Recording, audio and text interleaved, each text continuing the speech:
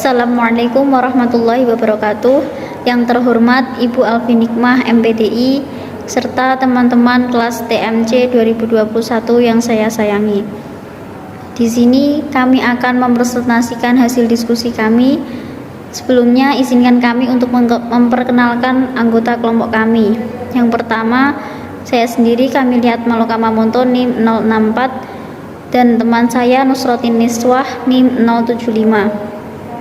Langsung saja untuk pembahasan yang pertama mengenai pengertian dan hakikat hak asasi manusia.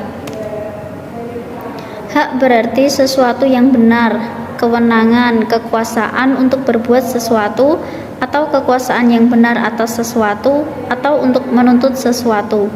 Sedangkan kata asasi berasal dari kata bahasa Arab asasyun, yang berarti asas dan dasar. Hak asasi manusia adalah hak dasar yang dimiliki oleh manusia sesuai dengan kodratnya. Hak asasi manusia meliputi hak hidup, hak kemerdekaan atau kebebasan, hak milik, dan hak-hak dasar lain yang melekat pada diri pribadi manusia dan tidak dapat diganggu-gugat oleh orang lain.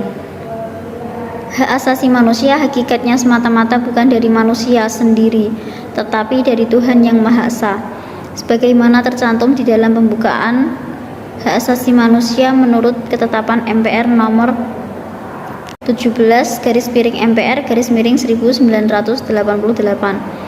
Menurut Profesor Mr. Kuncoro Purbopranoto tahun 1976, hak asasi adalah hak-hak yang dimiliki manusia menurut kodratnya yang tidak dapat dipisahkan dari hakikatnya sehingga bersifat suci.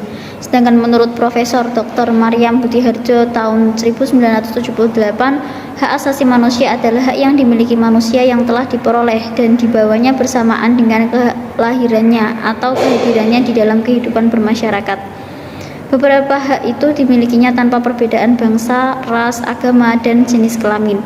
Oleh karena itu bersifat asasi dan universal. Menurut John Locke, HAM adalah hak-hak yang diberikan langsung oleh Tuhan Yang Maha Pencipta sebagai hak yang kodrati. Menurut Undang-Undang Nomor 39 Tahun 1999, hak asasi manusia adalah seperangkat hak yang melekat pada hakikat dan keberadaan manusia sebagai makhluk Tuhan Yang Maha Esa dan merupakan anugerahnya yang wajib dihormati, dijunjung tinggi, dan dilindungi oleh negara, hukum, pemerintah, dan setiap orang, dan kehormatan serta pelindungan rakyat dan martabat manusia. Kewajiban dasar manusia adalah seperangkat kewajiban yang apabila tidak dilaksanakan tidak memungkinkan terlaksana dan tegaknya hak asasi manusia. Hakikat hak asasi manusia merupakan upaya menjaga keselamatan eksistensi manusia secara utuh melalui aksi keseimbangan antara kepentingan perseorang dengan kepentingan umum. Begitu juga upaya menghormati, melindungi, dan menjunjung tinggi hak asasi manusia menjadi kewajiban dan tanggung jawab bersama antara individu, pemerintah, atau aparatur pemerintah baik sipil ataupun militer, dan negara. Selanjutnya yaitu sejarah perkembangan hak asasi manusia. Sejarah hak asasi manusia diawali dari bangkitnya kesadaran manusia bahwa sebagai akibat dari kesewenang-wenangan penguasa pada masa lalu sudah tidak bisa dipertahankan lagi, sehingga rakyat merasakan kesengsaraan kepedihan akibat dari tindakan-tindakan penguasa atau pemerintah yang sudah melewati batas kemanusiaan. Manusia semakin sadar bahwa setiap manusia yang dilahirkan ke atas bumi ini mempunyai hak dan kewajiban yang sama, baik dalam kehidupan sehari-hari maupun pengaturan atau yang mengatur hidup itu sendiri. Kesadaran manusia ini sudah terlihat dari semenjak zaman Mesir kuno, yaitu 6000 tahun sebelum Masehi, di mana telah terjadi perjuangan pengakuan terhadap hak asasi manusia. Dalam perjuangan tersebut, Socrates dan Plato, filsuf dan negarawan Yunani, sebagai pelopor dan peletak dasar pengakuan hak asasi manusia yang mengajarkan bagaimana mengkritik pemerintah atau penguasa yang tidak berdasarkan keadilan dan kesejahteraan rakyat serta kebijaksanaan yang semena-mena.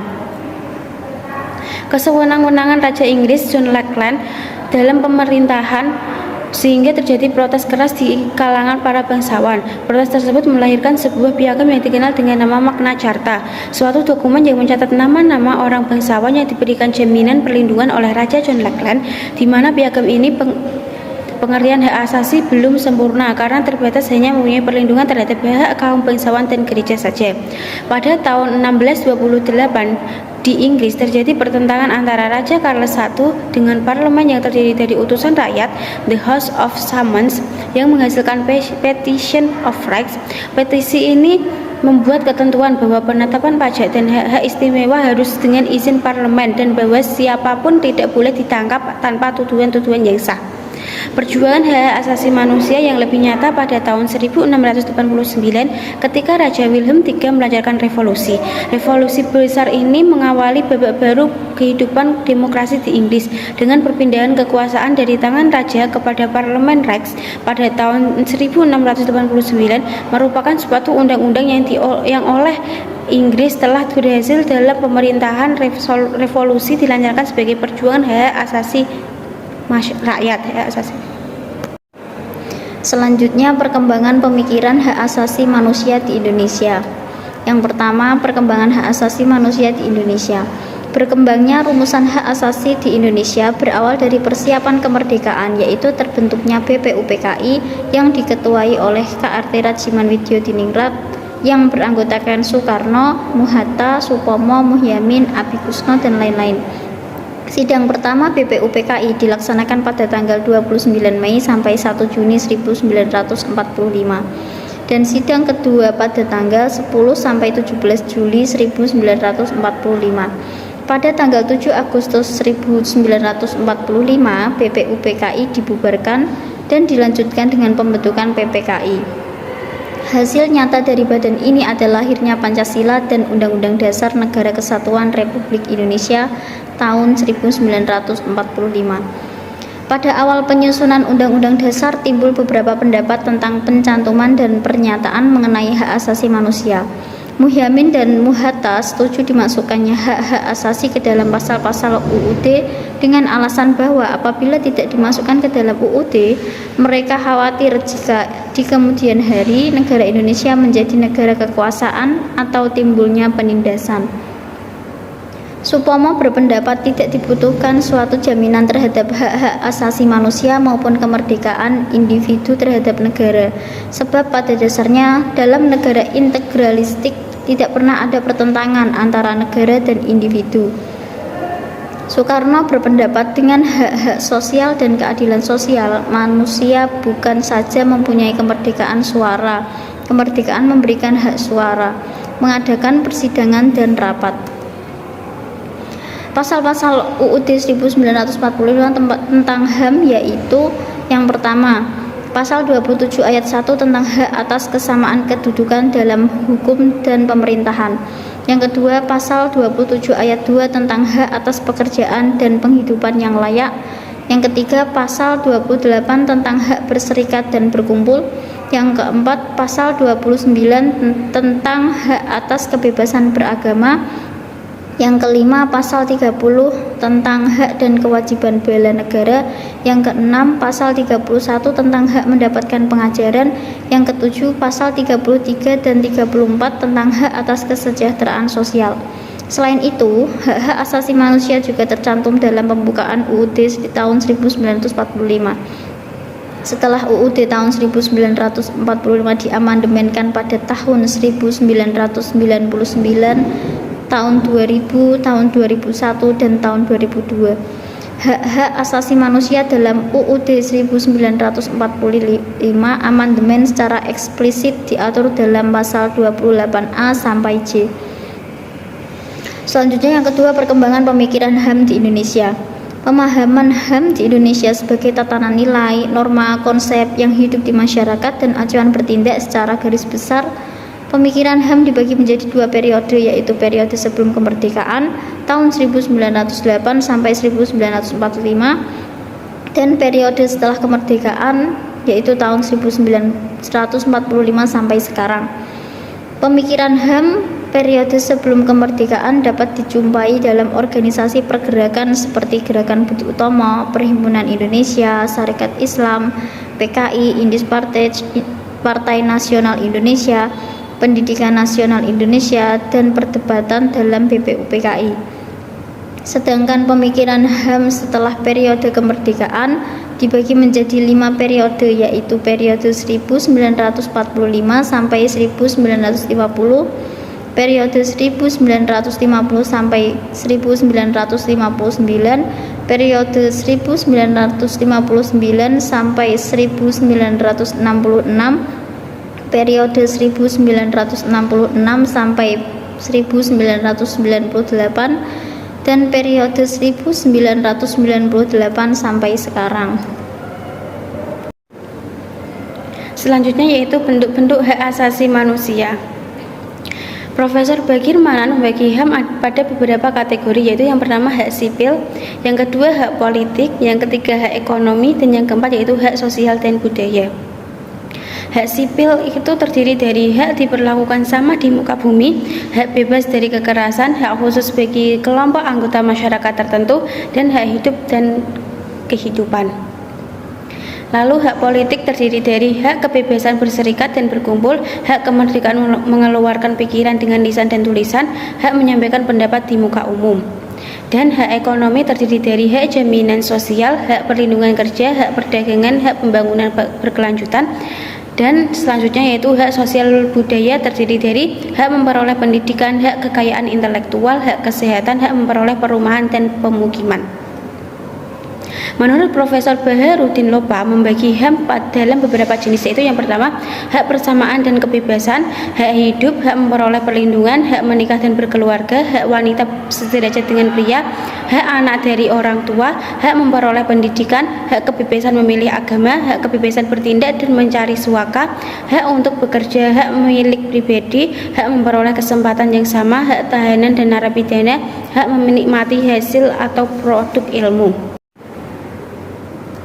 Selanjutnya, pelanggaran dan pengadilan hak asasi manusia. Pelanggaran hak asasi manusia adalah setiap perbuatan seseorang atau kelompok orang termasuk aparat negara, baik disengaja maupun tidak disengaja, atau kelalaian yang secara melawan hukum mengurangi, menghalangi, membatasi, dan atau mencabut hak asasi manusia seseorang atau kelompok orang yang dijamin oleh undang-undang dan tidak mendapatkan atau dikhawatirkan tidak memperoleh penyelesaian hukum yang adil dan benar berdasarkan mekanisme hukum yang berlaku, atau Undang-Undang Nomor 39 Tahun 1999 tentang Hak Asasi Manusia Pasal 1 Ayat 6. Undang-Undang Nomor 26 Tahun 2000 tentang Pengadilan Hak Asasi Manusia Pasal 7, di mana pelanggaran hak asasi manusia yang berat meliputi kejahatan genosida dan kejahatan terhadap kemanusiaan. Kejahatan genosida sebagaimana dimaksud dalam pasal 7 huruf A adalah setiap perbuatan yang dilakukan dengan maksud untuk menghancurkan atau memusnahkan seluruh atau sebagian kelompok bangsa, ras, kelompok etnis, kelompok agama dengan cara membunuh anggota kelompok, mengakibatkan penderitaan fisik dan mental yang berat terhadap anggota-anggota kelompok, memindahkan secara paksa anak-anak dari kelompok tertentu ke kelompok lain, dan sebagainya. Kejahatan terhadap kemanusiaan sebagaimana dimaksudkan dalam pasal 7 huruf B adalah salah satu perbuatan yang dilakukan sebagai bagian dari serangan yang meluas atau sistematik yang diketahuinya bahwa serangan tersebut ditujukan secara langsung terhadap penduduk sipil berupa pembunuhan, pemusnahan, perbudakan, pengusiran atau pemindahan penduduk secara paksa, penyiksaan, dan sebagainya. Dan yang terakhir yaitu hambatan dalam penegakan hak asasi manusia. Jadi apa sih hambatan dalam penegakan hak asasi manusia di Indonesia? Jadi penegakan HAM di Indonesia masih bersifat reaktif, didorong oleh unjuk rasa, demonstratif, pertentangan kelompok di bawah tekanan negara maju dan didanai oleh beberapa lembaga internasional. Kondisi tersebut menjadi faktor pendorong lemahnya penegakan HAM. Jadi faktor penghambat penegakan HAM yaitu yang pertama masih kurang pemahaman tentang HAM. Jadi pada saat ini itu banyak orang menangkap pemahaman HAM dari segi pemikiran formal belaka. HAM hanya dilihat sebagaimana yang tertulis dalam Declaration of Human Rights atau apa yang tertulis dalam Undang-Undang Nomor 39 Tahun 1999 tentang hak asasi manusia. Namun, hakikat pemahaman HAM harus dilihat sebagai suatu konsep yang bersifat multidimensi. Sebab di dalam pemahaman HAM tertanam konsep dasar politik hukum, sosiologi, filosofi, ekonomi, dan realitas masyarakat masa kini, agenda internasional, jurisprudensi analitis, jurisprudensi normatif, etika, dan estetika. Jika Jika makna seperti ini dapat ditangkap melalui suatu proses pembelajaran, pemahaman, penghayatan, dan akhirnya diyakini, barulah kita dapat menuju kepada suatu proses untuk menjadikan HAM ini sebagai bagian dari wawasan nasional, bagian dari kebijakan nasional, program nasional, dan konsistensi. Tetapi jangan lupa bahwa HAM yang formal ini adalah barang impor. Dan yang kedua yaitu masih kurang pengalaman. Disadari atau tidak, kita harus akui bahwa HAM sebagai suatu konsep formal masih terasa baru di masyarakat kita. Kondisi ini mendorong kita harus membina kerjasama dengan beberapa negara dalam mencari gagasan, menciptakan kondisi yang kondusif, dan memberikan proteksi perlindungan HAM. Persepsi dan pemahaman bersama seperti ini perlu didorong dan ditegakkan. Namun kita harus hati-hati, khususnya dalam menjalin kerjasama. Forum konsultasi dan berbagai kebijaksanaan selalu diboncengi kepentingan tertentu yang sering tidak terasa bahwa tujuan yang hendak dicapai menjadi melenceng jauh dari tujuan yang semula diharapkan. Yang ketiga yaitu kemiskinan. Jadi kemiskinan adalah sumber kebodohan, oleh sebab itu harus diperangi dan diberantas. Tema memberantas kemiskinan telah banyak dipersoalkan di forum-forum nasional, regional, dan internasional, tetapi hingga saat ini belum ada solusinya. Bahkan ide memberantas kemiskinan hanya mampu memobilisasi masyarakat miskin tanpa menambah sepeser pun uang ke kantong-kantong orang miskin. Dari segi HAM, seolah-olah konvensi hak sosial dan ekonomi yang belum diratifikasi oleh Indonesia perlu diwujudkan. Yang keempat yaitu keterbelakangan. Jadi keterbelakangan yaitu suatu penyakit yang bersifat kultural dan struktural. Kultural karena sering sekelompok orang yang terikat dalam satu budaya yang sama, memiliki adat istiadat yang sama, dan arah berpikir yang sama pula. Untuk mengatasinya diperlukan proses pendidikan dan kebiasaan menggunakan logika berpikir. Yang kelima yaitu masih dipertanyakan bagaimana bentuk pelatihan HAM dalam masyarakat. Yang keenam yaitu pemahaman HAM untuk terbatas. Yang keenam yaitu pemahaman HAM masih terbatas dalam pemahaman gerakan.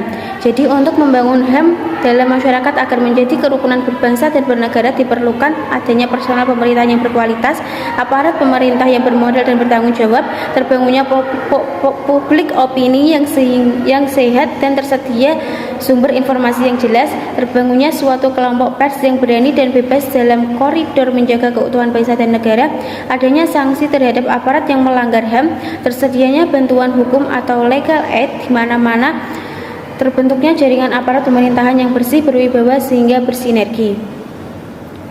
Jadi kesimpulan dari diskusi kami tentang HAM yaitu hak asasi manusia adalah hak dasar yang dimiliki oleh manusia sesuai dengan kodratnya. Hak asasi manusia meliputi hak hidup, hak kemerdekaan atau kebebasan, hak milik, dan hak dasar lain yang melekat pada diri pribadi manusia dan tidak dapat diganggu gugat oleh orang lain. Hak asasi manusia hakikatnya semata-mata bukan dari manusia sendiri, tapi dari Tuhan yang Maha Esa, sebagaimana tercantum di dalam pembukaan hak asasi manusia menurut ketetapan MPR nomor 17 tahun 1988. Jadi hakikat HAM merupakan upaya menjaga keselamatan eksistensi manusia secara utuh melalui aksi keseimbangan antara kepentingan perseorangan dengan kepentingan umum. Begitu juga upaya menghormati, melindungi, dan menjunjung tinggi HAM menjadi kewajiban dan tanggung jawab bersama antara individu, pemerintah atau aparatur pemerintah baik sipil ataupun militer dan negara. Bentuk-bentuk HAM diantaranya menurut Profesor Bagirmanan membagi HAM pada beberapa kategori yaitu hak sipil, hak politik, hak ekonomi, hak sosial, dan budaya. Pelanggaran hak asasi manusia adalah setiap perbuatan seorang atau kelompok orang termasuk aparat negara baik disengaja maupun tidak disengaja dan atas kelalaian yang secara melawan hukum menghalangi, membatasi, dan atau mencabut hak asasi manusia seseorang atau kelompok orang yang dijamin oleh undang-undang dan tidak mendapatkan atau dikhawatirkan tidak memperoleh penyelesaian hukum yang adil dan benar berdasarkan mekanisme hukum yang berlaku yaitu Undang-Undang Nomor 39 Tahun 1999 tentang HAM Pasal 1 Ayat 6.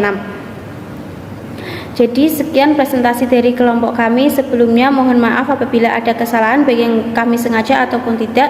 Wassalamualaikum warahmatullahi wabarakatuh.